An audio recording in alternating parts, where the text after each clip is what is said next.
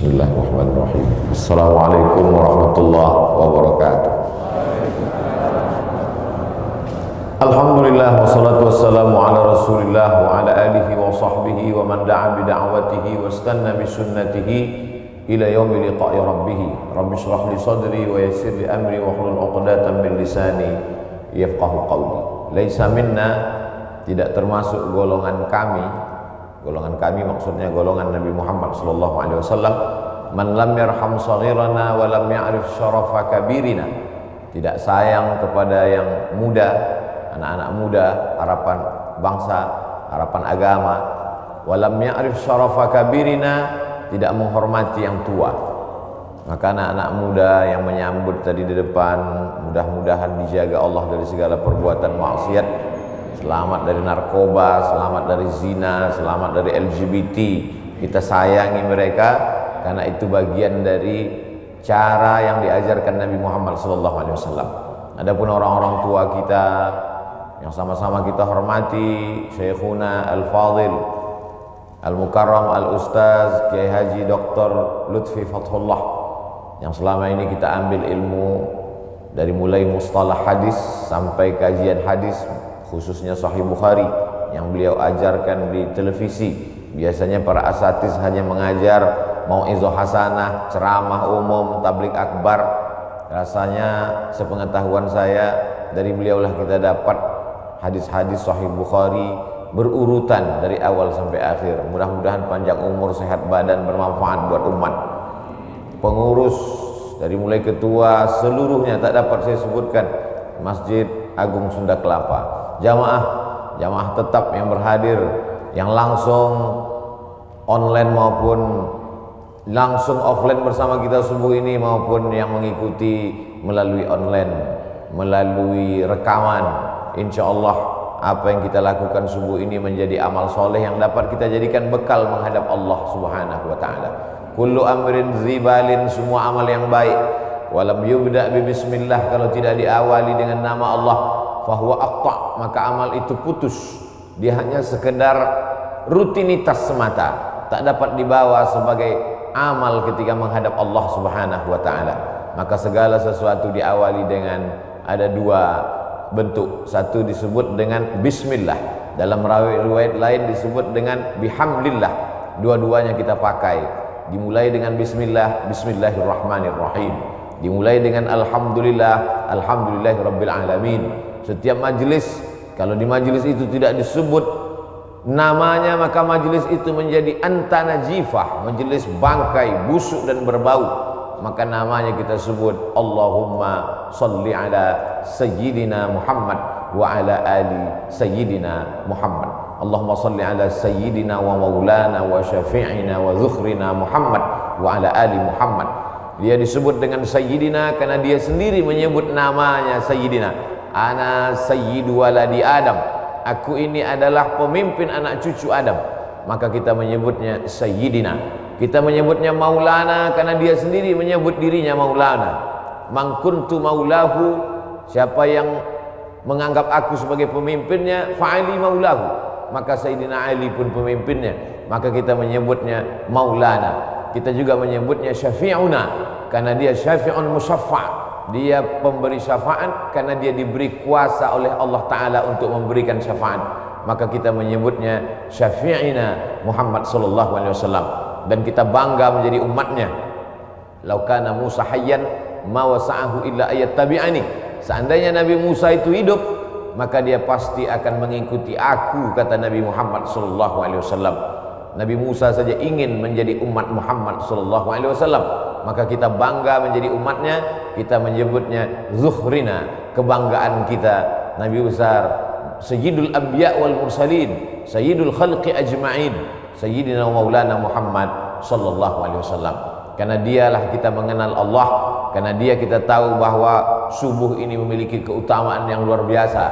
Man shalla subha fi jama'atin, siapa yang sholat subuh berjamaah, faka'annama shallal laila kullah, sama seperti orang yang sholat sepanjang malam. Tadi dikatakan adinda protokol, ada yang sudah sampai ke masjid ini jam 3. Orang yang sampai ke masjid ini jam 3 bisa jadi karena memang rutinitasnya bangunnya cepat sampai jam 3, bisa jadi karena memang mencari fadilah keutamaan waktu sahur utama, wabil asharihum yastaghfirun, dia tidak ingin kehilangan waktu utama beristighfar menjelang sahur, menjelang subuh. Bisa juga datang jam 3 karena salah jadwal, bisa juga. Tapi andai salah jadwal, salah setel jam waker pun tetap juga mendapatkan keutamaan i'tikaf di masjid. Mudah-mudahan kekeliruan kita pun menjadi amal soleh insyaallah. Tema kita rezeki di masa pandemi. Islam datang merubah cara pandang. Dulu orang menganggap kalau sakit itu adalah laknat, kalau sehat adalah rahmat. Kalau cara pandangnya begitu, maka nanti setiap melihat orang sakit berarti dilaknat. Ada orang rajin sholat, rajin puasa, rajin sedekah, selalu datang awal waktu, tiba-tiba sakit. Ente kok dilaknat Tuhan ya? Karena cara pandang dia salah. Kalau sehat rahmat, kalau sakit laknat. Datang Islam. Islam merubah cara pandang. Ma yusibul mu'min min nasabin wala wasabin wala saqamin wala syaukin yastakuha. Lemah, gundah gulana, galau, susah hati, sakit fisik, sampai duri yang menusuk tapak kaki. Sesungguhnya itu adalah cara Allah untuk menghapuskan dosa-dosa. Jadi cara pandang kita berubah, sehingga ketika orang sakit dia tidak merasa dirinya sedang terlaknat, tapi dia sedang merasa dirinya sedang diampuni Allah Subhanahu wa taala. Ketika saya sampaikan hadis ini, dipotong oleh jamaah bahwa sakit menghapuskan dosa, diupload di Instagram, di komen orang, saya tidak setuju dengan kata-kata Abdul Somad. Itu bukan kata-kata saya, itu hadis. Tapi memang melawan orang yang tidak paham itu menghabiskan energi. Ada orang yang tidak paham, kita kasih paham. Ada orang cari paham, kita beri paham. Tapi ada orang yang sengaja gagal paham, nah ini susah kita dibuatnya. Bahwa penyakit menghilangkan dosa itu adalah ungkapan Nabi Muhammad SAW merubah cara pandang kita. Begitu juga tentang rezeki. Ada uang, rezeki. Tidak ada uang, tidak ada rezeki. Maka kalau begitu cara pandang orang, nanti dia menganggap bahwa Allah Ta'ala tidak adil. Kenapa saya yang sholat, saya yang puasa sunat, saya yang zikir, saya yang rajin pengajian tidak ada rezeki? Kenapa orang yang minum khamar, yang zina, yang mabuk, yang sakau, kenapa rezekinya banyak? Karena menurut definisi dia, uang adalah rezeki. Maka Islam datang. Apa itu rezeki? Kullu ma yuntafa'u bihi. Semua yang mendatangkan manfaat untuk akhirat kita, itulah rezeki. Uang tidak selamanya rezeki. Ada yang punya uang, dengan uang itu dia sakau, berarti bukan rezeki. Itu istidraj, azab yang tertunda. Ada orang dengan tidak punya uang itu justru dia jadi soleh. Ke masjidnya sampai 6 kali pas nggak ada uang. Subuh, zuhur, asar, maghrib, isya, duha, tahajud 7 kali. Berarti tidak punya uang, itulah rezekinya. Sekarang saya tanya, mau pilih yang mana? Rezeki dalam bentuk uang atau nggak punya uang? Itu namanya prank puas. Kullu ma yuntafa'u bihi, semua yang mendatangkan manfaat, bukan manfaat materialis, bukan manfaat kebendaan dunia, manfaat untuk akhirat kita, maka itulah rezeki. Jadi kalau kita membayangkan bahwa rezeki itu hanya emas, maka semua orang yang tidak punya emas berarti tidak dapat rezeki. Padahal anak adalah rezeki. Kenapa anak itu rezeki? Karena anak mendatangkan manfaat, amal jariah yang tidak putus, waladun salihun. Tapi kalau orang menganggap mendapatkan anak itu rezeki, lalu yang tidak punya anak berarti tidak dapat rezeki, maka sesungguhnya tidak punya anak juga bisa jadi rezeki. Kenapa? Karena berapa banyak orang punya anak hanya menyusahkan dirinya saja. Sejak dari mulai lahir sampai anak itu punya anak, menyusahkan saja. Maka dia tidak menjadi rezeki, karena tidak mendatangkan manfaat. Dia justru menjadi laknat. Na'udzubillah. Ini semua diluruskan pemahaman kita tentang rezeki. Yang meluruskan itu adalah Allah. Dikirimnya Nabi yang dia pilih, Nabi Muhammad SAW, supaya kita faham, jangan sampai salah. Kalau sudah salah faham, akhirnya salah ngomong, salah cara berpikir, salah pandang, salah bicara, salah berbuat. Yang paling mengerikan adalah salah sangka kepada Allah Subhanahu wa ta'ala. Banyak orang sudah hijrah tapi pemahamannya tidak betul, akhirnya dia suudzon kepada Allah. Saya sudah hijrah dari riba kepada syariah, hijrah dari perbuatan maksiat kepada taat, hijrah dari luar masjid ke dalam masjid. Tapi kenapa Allah tidak merubah rezeki saya? Mengapa Allah tidak memperbaiki rezeki saya? Itu bukan ungkapan Abdul Somad, itu ungkapan jamaah yang curhat melalui komen-komen, melalui pertanyaan di kertas. Biasanya jamaah di tulisan lebih berani daripada langsung. Saya baca tuh di komen-komen itu. Kenapa Allah tidak mengubah rezeki saya? Allah sudah merubah rezekimu, tapi cara pandangmu tentang rezeki itulah yang belum berubah.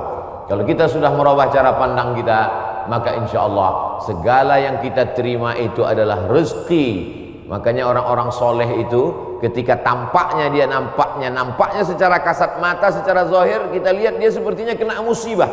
Tapi justru ketika menerima itu dia berkata Alhamdulillah. Kenapa? Sakit dia. Dengan sakit itu keluar dari mulutnya Alhamdulillah. Kok begitu Ustaz? Kenapa begitu Tuan Guru? Mengapa begitu Kiai? Kamu kan bukan sedang dapat mobil, bukan dapat duit, bukan dapat uang. Kenapa kamu bersyukur Alhamdulillah? Yuntafa'u bih. Karena dengan itu saya bisa berhenti sejenak mensyukuri sehat.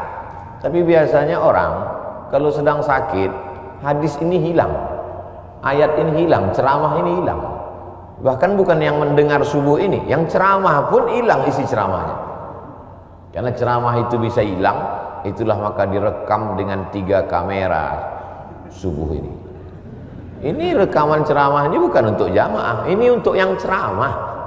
Supaya kalau nanti datang sesuatu yang tidak menyenangkan bagimu, hai Abdul Somad, kau supaya ingat bahwa itu pun sebenarnya rezeki. Kenapa? Yuntafa'u bih. Jadi keywordnya, kata kuncinya adalah bermanfaat dia atau tidak. Bukan pada bendanya, bukan pada materinya, tapi pada non materinya, immaterinya, bermanfaat atau tidak.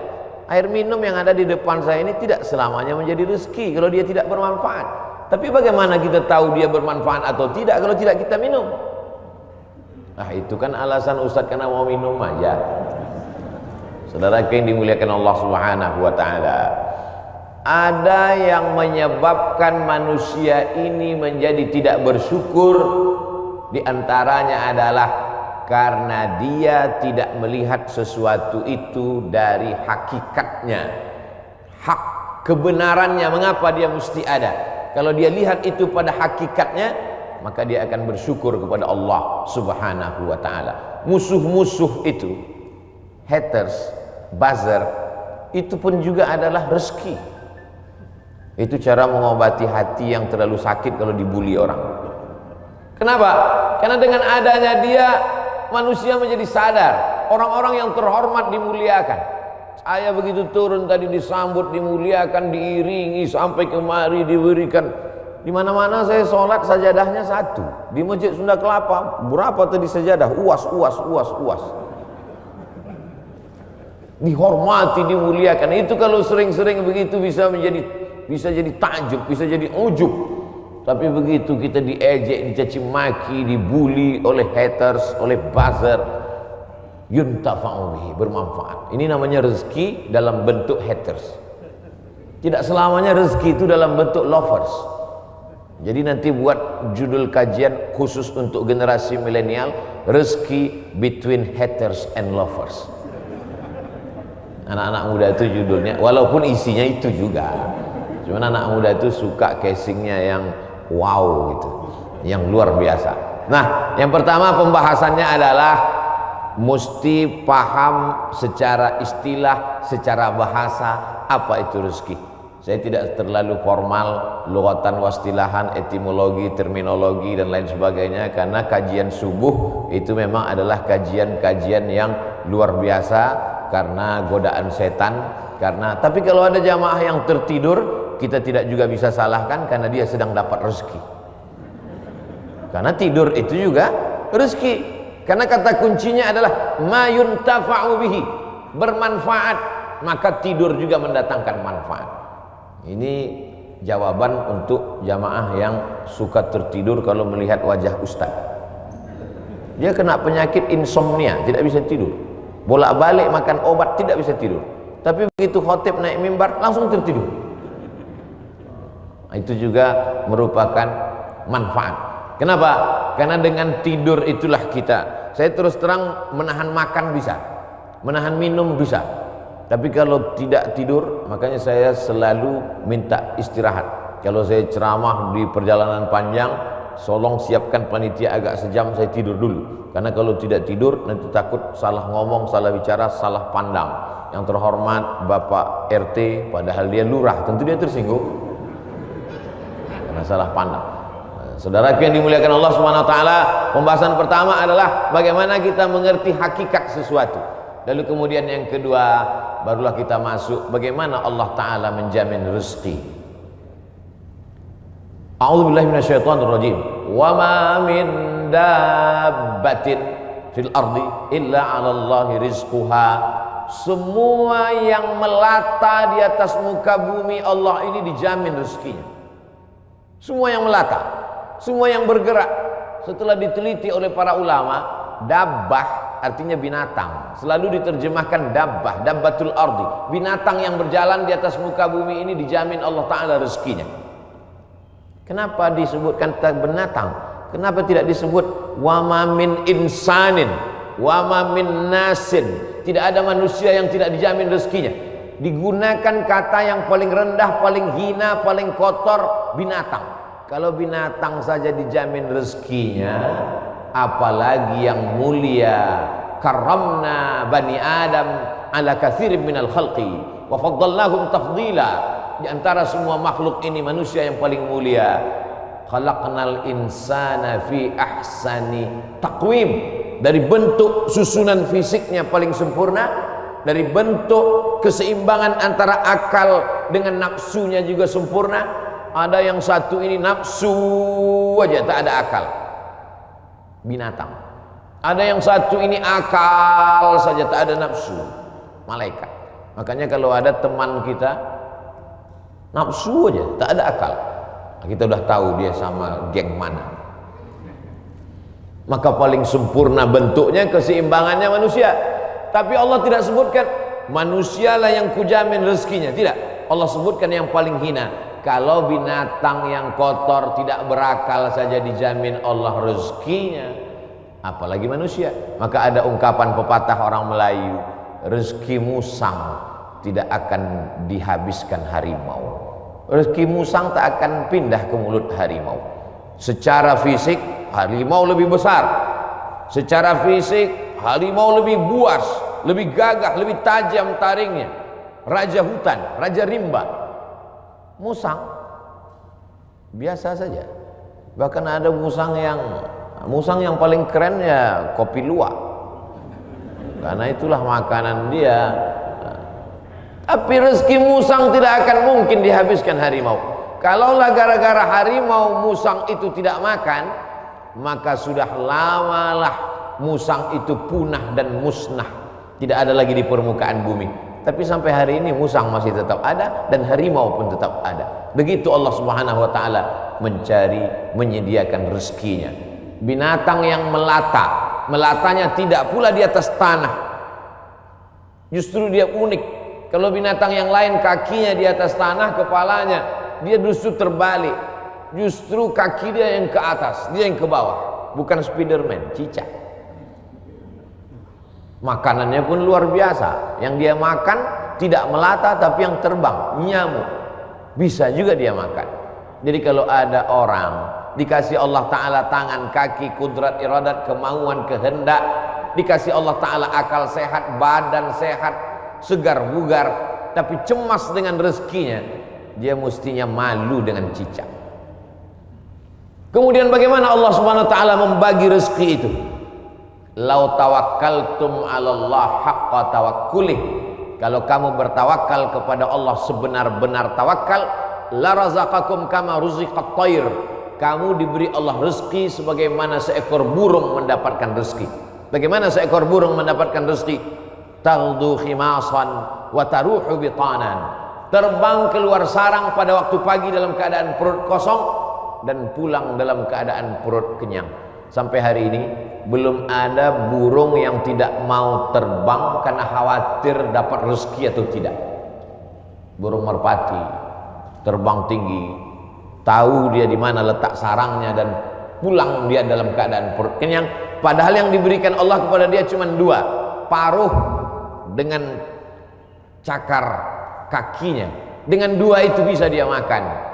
Uniknya burung-burung ini adalah makanannya berada di dalam air, dia di atas udara, lalu kemudian dia hanya sebentar saja memantau, masuk dia ke dalam dan bisa diangkat kembali. Kalau tidak percaya pada isi ceramah saya ini, sering-sering nonton film yang isinya binatang aja, tentang flora dan fauna, tentang hewan, tentang burung. Aneh dan uniknya, yang menyuruh kita untuk mempelajari binatang hewan ini adalah Allah Subhanahu wa taala. Tapi yang mempertontonkan kita, kameramennya sampai berbulan-bulan di dalam hutan untuk menampilkan, hanya memperlihatkan seekor burung bisa menangkap seekor ikan, untuk memperlihatkan bagaimana Allah membagi rezeki kepada kita. Sesungguhnya di balik konten yang luar biasa ada kameramen yang sangat tersiksa. Jadi besar sekali jasa kameramen. Jadi nanti kalau beberapa hari ini akan keluar gambar Abdul Somad ceramah di Masjid Sunda Kelapa, sedang begini-begini, itu kameramen yang luar biasa. Ini kameramen insya Allah masuk surga sama kamera-kameranya sekalian. Saudara yang dimuliakan. Cuman kameramen kalau bisa matanya harus seimbang. Jadi jangan selamanya begini. Jadi sekali-sekali begini, sekali-sekali. Saya khawatir nanti setelah tua matanya begini. Selalu ada keseimbangan. Saudara yang dimuliakan Allah SWT, kamera itu pun juga adalah rezeki. Kenapa? Yuntafa'u bihi. Kapan kamera menjadi rezeki? Ketika dia bermanfaat. Kalau kamera hanya untuk mengambil gambar orang yang membuka aurat, maka itu bukan kamera rezeki, itu namanya kamera Sony. Itu namanya kamera laknat. Itu namanya kamera yang mendatangkan, bukan pada mereknya, bukan pada kameramennya, tapi apakah dia mendatangkan manfaat atau tidak. Begitu Allah SWT memberikan rezeki. Suatu ketika ada salah seorang dari wali-wali Allah, setelah mendengar ceramah Ustadz bagaimana perjalanan Ustadz berdakwah, bagaimana perjuangan Ustadz, saya menganggap Ustadz salah seorang dari wali-wali Allah. Kata jamaah, mendengar itu saya, ente kok tahu? Saya ini wali murid. Kaedah kewalian, la ya'riful wali illal wali. Yang tahu bahwa itu wali adalah wali juga. Jadi kalau ada orang mengatakan, menurut saya Kiai Anu itu wali, berarti dia wali. Lalu siapa yang tahu bahwa dia wali? Kamu mengatakan Kiai itu wali? Iya. Terus yang ngangkat kamu jadi wali siapa? Saya sendiri kan. Ini namanya buceri, bule ngecat rambut sendiri. Karena dia klaim saja ada seorang wali Allah. Seorang wali Allah ini berjalan, dalam perjalanan panjangnya dia melihat ada seorang wali Allah juga yang duduk di gurun pasir hanya berzikir. Lalu wali yang berjalan bertanya kepada wali yang duduk, "Kamu kenapa duduk dari tadi tidak cari rezeki?" Kata wali yang duduk, "Apa kau tidak tahu firman Allah, wa ma min dabbatin fil ardi illa 'ala Allahi rizquha." Semua makhluk yang melata di atas muka bumi Allah, rezekinya sudah dijamin Allah. Percaya kau pada ayat ini? Percaya, aku wali Allah. Kalau percaya kepada ayat bahwa rezeki dijamin Allah, untuk apa lagi kita cari rezeki? Kalau kau tidak percaya bahwa rezeki dijamin Allah, lihatlah di atas pohon kurma itu ada seekor burung. Sejak telurnya menetas, sayapnya patah, Sayapnya patah, dia tidak bisa terbang, tapi dia tetap menjadi burung yang besar di atas pohon kurma. Kenapa? Kita lihat nanti. Tak lama terlihat datang burung lain membawakan makanan. Datang burung membawakan cacing, datang burung membawakan ikan. Naik ke atas pohon kurma yang di atasnya ada seekor burung yang patah sayap. Begitulah kalau Allah berkehendak, rezekinya dijamin Allah, dia tidak perlu terbang. Datang burung lain membawakan. Burung yang datang ini bukan ojek online. Burung lain datang membawakan tanpa perintah manusia. Allah memerintahkan hatinya. Oh, begitu. Iya. Lalu apa kata wali Allah yang berdiri kepada wali Allah yang duduk? Kenapa kau tidak amalkan sunnah al-yadul ulya khairum minal yadis sufla? Kenapa engkau tidak memilih menjadi burung yang mendatangkan cacing dan ikan? Kenapa justru memilih menjadi burung yang duduk menunggu makanan datang? Mendengar itu wali Allah yang duduk itu tegak berdiri dan dia mengatakan, kalau begitu aku lebih memilih ingin menjadi burung yang membawakan makanan, karena mengikut sunnah Rasulullah SAW. Al-yadul ulya khairun minal yadis sufla. Tangan di atas yang memberi lebih mulia daripada yang menerima. Artinya apa? Dengan rezeki, mencari rezeki, punya rezeki bermanfaat, maka orang itu lebih tinggi derajatnya daripada beriman, yakin, tapi hanya menanti menunggu. Makanya dalam Islam diajarkan al-mu'minul qawiyyu, seorang mukmin yang kuat. Kuat fisiknya, kuat otaknya, kuat ilmunya, kuat finansialnya, kuat duitnya. Khairun, dia lebih baik di hadapan Allah. Wa ahabbu ilallah, lebih dicintai Allah. Minal mu'minid dhaif, daripada mukmin yang lemah. Wali Allah kalau menerima hadis mudah dia menerima. Ini contohnya. Wali Allah begitu menerima hadis langsung dia terima. Dia langsung tegak berdiri. Jadi kalau ada hari ini orang yang diyakini sebagai wali Allah tapi bertentangan dengan sunnah-sunnah Rasulullah, maka sesungguhnya bukan wali Allah. Jadi wali apa? Wali setan. Suatu ketika ada seorang wali Allah membawa murid-muridnya untuk menemui seseorang yang dikatakan wali Allah. Diceritakan dalam kitab Ar-Risalah Al-Qushairiyah, Imam Abul Qasim Al-Qushairi. Murid-murid, kita mau ketemu dengan seorang wali Allah. Di mana Tuan Guru? Di masjid. Dia tidak pernah keluar masjid, dia dalam masjid. Ya, sampai di dalam masjid bertemu dengan wali Allah, bersalaman. Tiba-tiba orang yang dikatakan wali Allah itu, maaf, meludah dalam masjid. Lalu kemudian saat itu juga sang guru berkata, mari kita tinggalkan orang ini bukan wali Allah. Kenapa Tuan Guru? Dia banyak karomahnya, dia mulia. Karena dia meludah dalam masjid. Perbuatannya bertentangan dengan syariat, bertentangan dengan sunnah Rasulullah SAW. Karena bumi yang paling mulia adalah masjid, meludah dalam masjid adalah menghinakan masjid, maka perbuatannya sudah menjatuhkan kedudukan dirinya di hadapan Allah karena bertentangan dengan sunnah Rasulullah Sallallahu Alaihi Wasallam. Jadi mudah saja standar hidup ini, ikuti saja sesuai dengan ketentuan yang dibawa oleh syariat Nabi Muhammad Sallallahu Alaihi Wasallam, termasuk dalam hal mencari rezeki ini. Kalau dia ikuti sunnah Rasulullah dengan cara yang halal, maka itu berarti dia adalah termasuk umat Muhammad Sallallahu Alaihi Wasallam.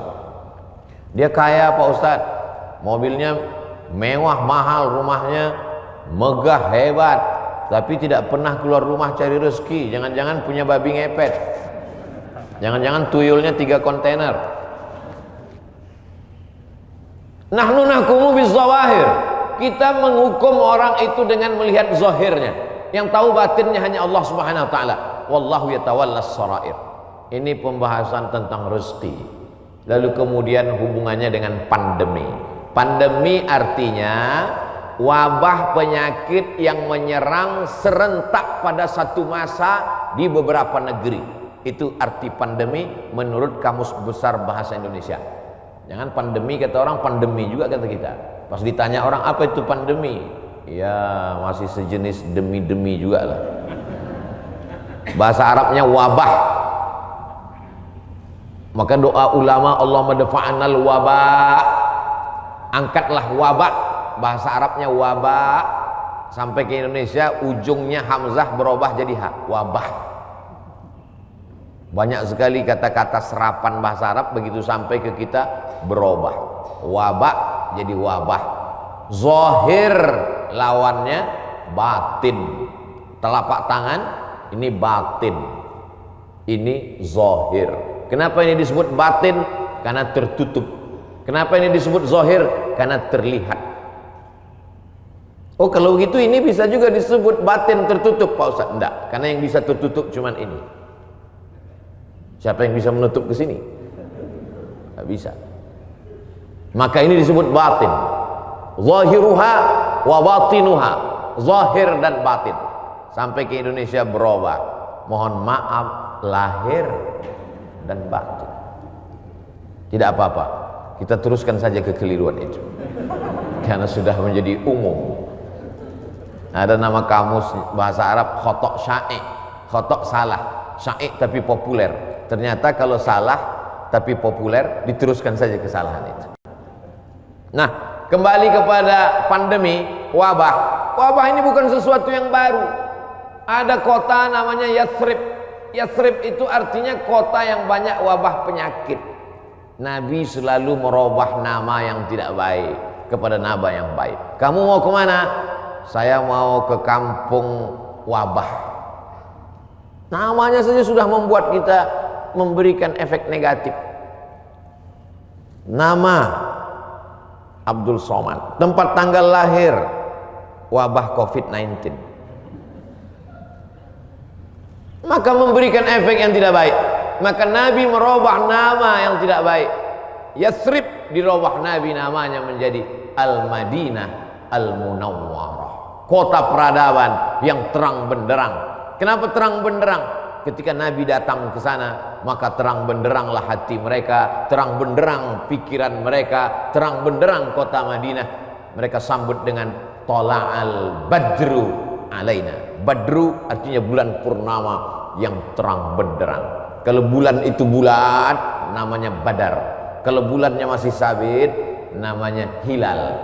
Yang selalu dicari-cari orang, hilal. Hati-hati kalau ibu punya suami hilal.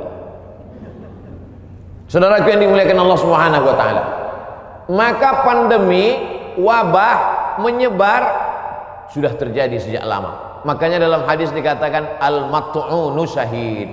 Orang yang meninggal karena wabah ta'un, wabah penyakit, pandemi, maka dia mati syahid. Saudara kita, sahabat kita, kawan kita, tetangga kita, satu sekolah dengan kita, meninggal dunia.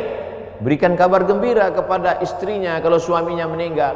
Sabar Pak, dia meninggal sebagai seorang syahid. Wala taqulu liman yuqtalu fi sabilillahi amwat. Jangan kau katakan orang yang mati syahid itu mati. Bal ahya, mereka hidup. Tapi mereka meninggalnya ketika mau Idul Fitri, Pak Ustaz, bajunya sudah dibeli. Ada yang lebih sayang kepada dia daripada kita. Kita tidak tahu entah apa amal dia sehingga Allah memilih dia untuk berhari raya bersama para malaikat, bersama Allah Subhanahu wa taala. Maka mendengar cerita kita itu lapang dadanya. Kata-kata kita mestilah menjadi setawar sedingin, menawarkan hati yang luka, mendinginkan hati yang panas dari ucapan kata-kata yang menyejukkan. Kalau kita tidak bisa menenangkan orang dengan materi, maka tenangkanlah dengan kata-kata. Rezeki di masa pandemi berkurang. Berapa banyak pegawai, pekerja perusahaan yang di PHK, dirumahkan, kolaps perusahaan, bisnis. Bahkan ada seorang bisnismen yang cerita ke saya, Ustadz Somad, semua bisnis buatan manusia hancur roboh diterjang badai pandemi COVID-19. Yang bisa bertahan adalah yang buatan Allah Subhanahu wa taala.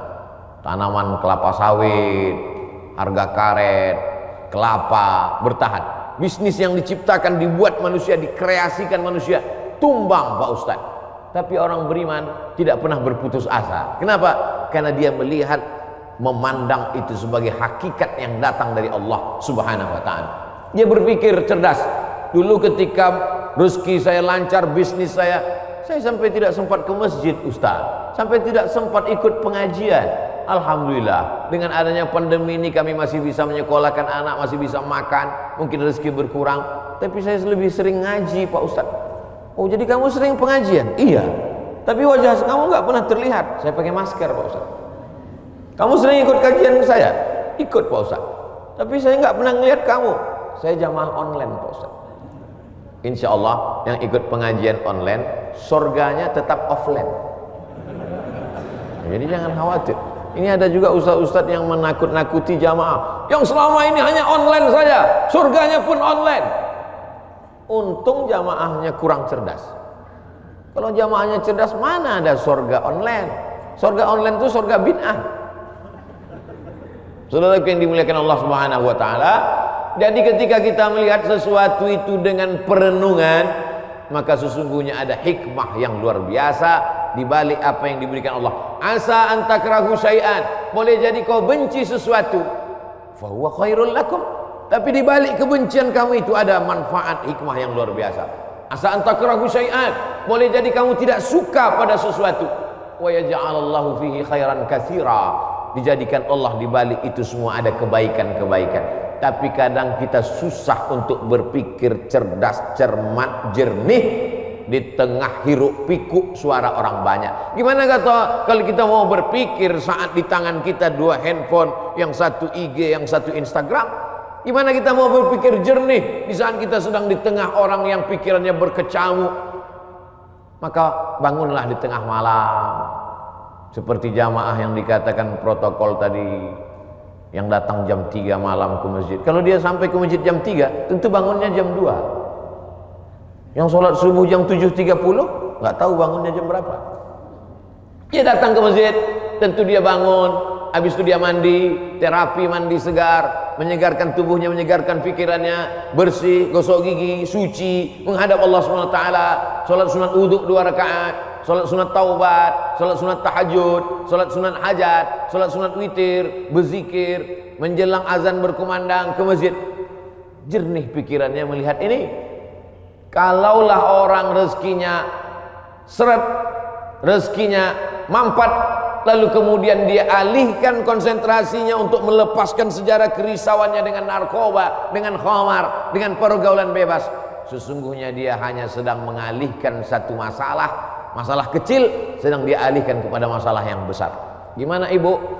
Bisnisnya sejak Covid ini makin turun atau makin? Alhamdulillah Pak Ustaz, alhamdulillah ada Covid. Alhamdulillah pula dia bilang ada Covid. Kenapa? Selama ini saya kalau mau buka usaha mesti sewa ruko, mesti sewa tempat. Hari ini saya bisa bisnis online Pak Ustaz.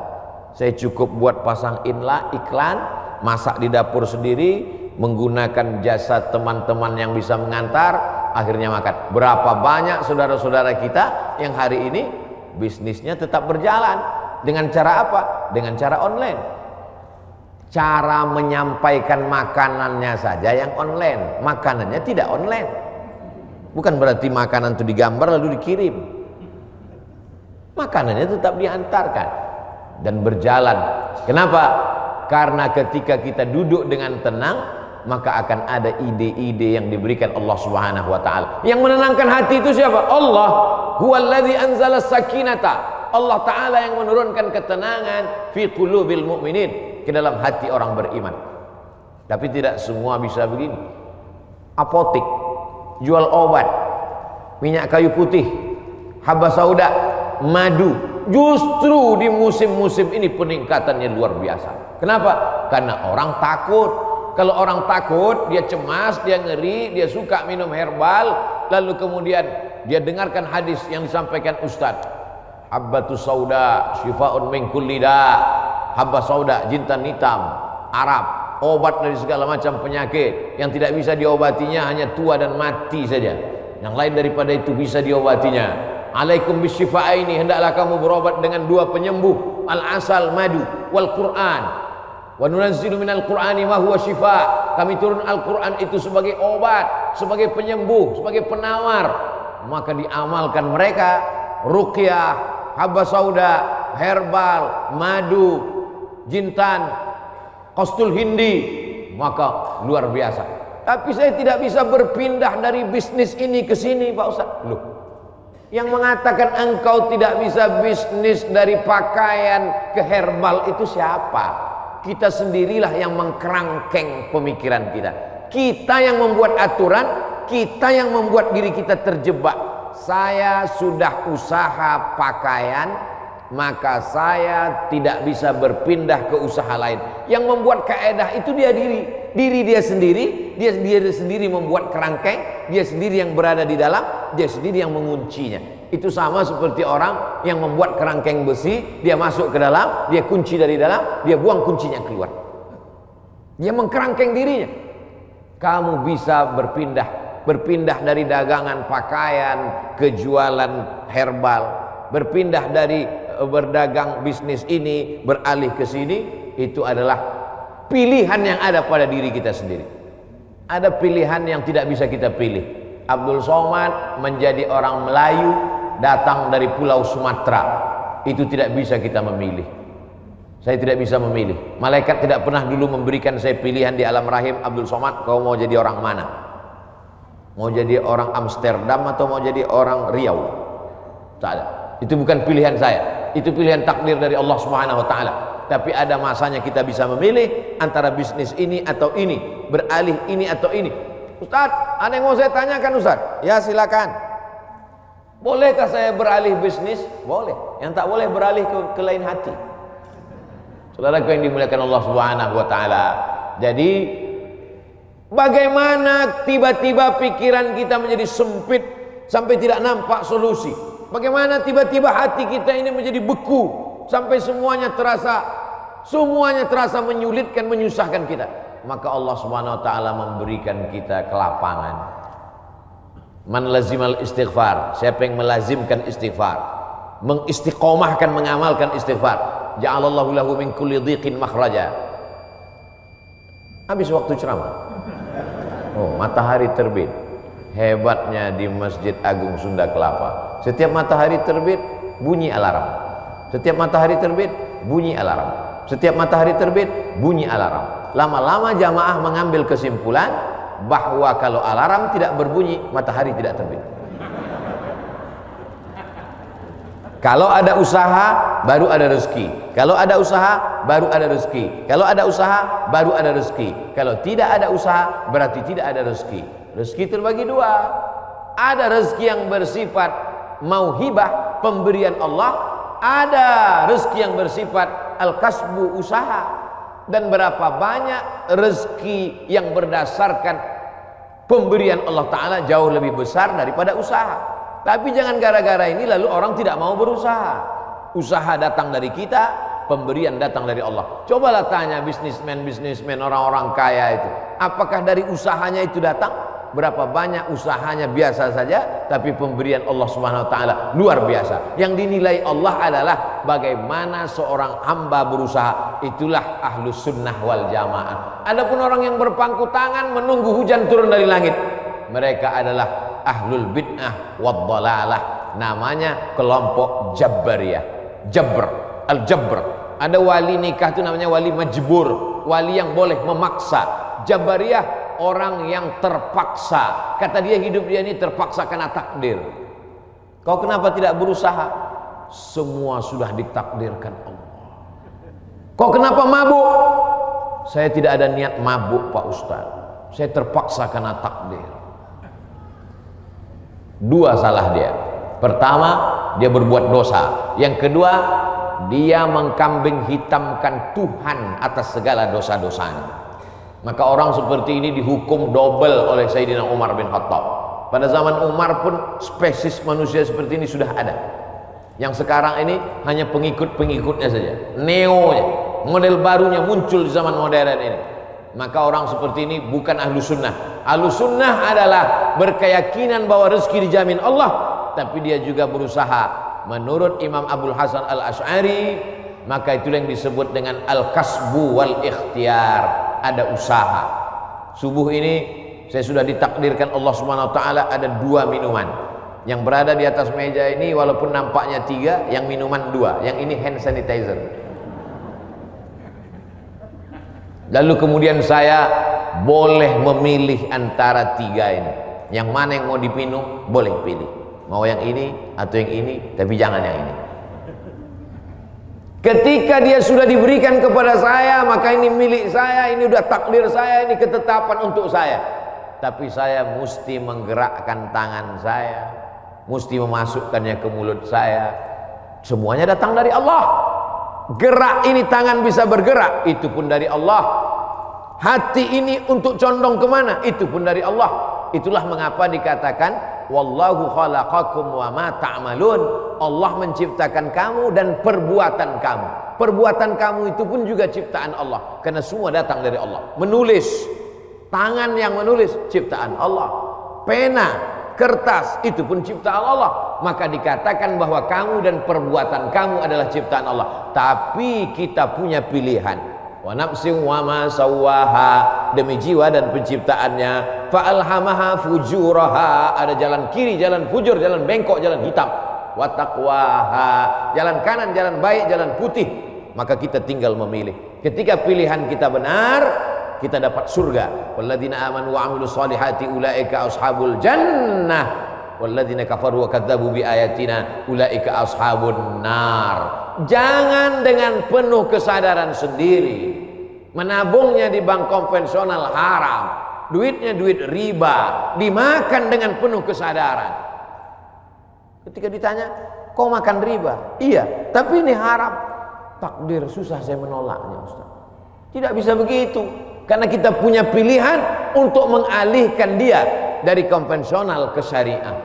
Kita punya pilihan untuk memilih antara yang haram dengan yang halal. Ketika pilihan itu tepat, disitulah balasan datang dari Allah Subhanahu wa ta'ala. Saudaraku yang dimuliakan Allah, ada orang yang sanggup memilih tapi dia tidak mau. Ada orang yang tidak tahu, ada yang pura-pura tidak tahu. Maka semua jenis manusia ini nanti akan mempertanggungjawabkannya di hadapan Allah Subhanahu wa ta'ala. Dengan mengaji kita menjadi tahu. Setelah tahu, ujiannya lebih berat. Selama ini kita tidak tahu, kadang-kadang ada enaknya juga tak tahu. Ada mahasiswa lama, ada mahasiswa baru. Mahasiswa lama dengan mahasiswa baru duduk di tempat yang sama, mau daftar ulang di awal tahun ajaran. Tiba-tiba turun seseorang lewat. Mahasiswa lama lari pontang-panting. Mahasiswa baru nyantai sambil duduk merokok, ngelihat cuek aja. Memangnya yang lewat itu siapa? Rektor. Kenapa mahasiswa lama lari pontang-panting? Dia kenal, dia tahu. Kenapa mahasiswa baru cuek saja seperti tak ada masalah? Karena tidak tahu. Makanya banyak orang sekarang tidak mau tahu dengan agama. Kenapa? Karena kalau saya tahu nanti jadi takut. Padahal takut itulah yang dipesankan oleh khotib di atas mimbar. Takutlah kepada Allah. Itulah yang kita tanamkan selama Ramadan 30 hari. 30 malam, malamnya qiyam, siangnya siam. Akhir daripada target puasa itu adalah la'allakum tattaqun, takut. Salat, tegak, ruku, sujud, subuh, zuhur, asar, maghrib, isya, tahajud, witir, doa, qabliyah, ba'diyah. Apa yang ingin dicapai? Inna salata tanha 'anil fahsya wal munkar. Kajian subuh, kajian kita ini, apa target visi misi dari kajian ini? Kajian ini supaya takut kepada Allah, jangan sampai makan haram, jangan gara-gara pandemi ini lalu kita kemudian berubah keyakinan. Makanya pesan Nabi, qul amantu billah, berilah aku pesan ya Rasulullah. Kalau sudah aku terima pesan yang singkat padat ini, aku tidak akan bertanya lagi kepada siapapun. Katanya, amantu billah, katakan aku beriman kepada Allah. Summastaqim, istiqamah. Istiqamah. Sebelum pandemi istiqamah, berusaha dengan rezeki yang halal. Setelah pandemi pun juga istiqamah. Mudah-mudahan kajian ini membuat kita tetap istiqamah, tetap kuat iman dan Islam. Kita sampaikan kepada sahabat jamaah semuanya bagaimana menghadapi pandemi tetap dengan rezeki yang halal. Mudah-mudahan kita selalu dalam ridho Allah Subhanahu wa ta'ala. Lebih kurang 60 menit, kurang-kurang sedikit mohon dimaafkan. Saudaraku yang dimuliakan Allah Subhanahu wa taala, itu yang dapat saya sampaikan pada subuh kali ini. Aku qauli hadza astaghfirullah li wa lakum. Selanjutnya saya kembalikan ke protokol. Wassalamualaikum warahmatullahi wabarakatuh.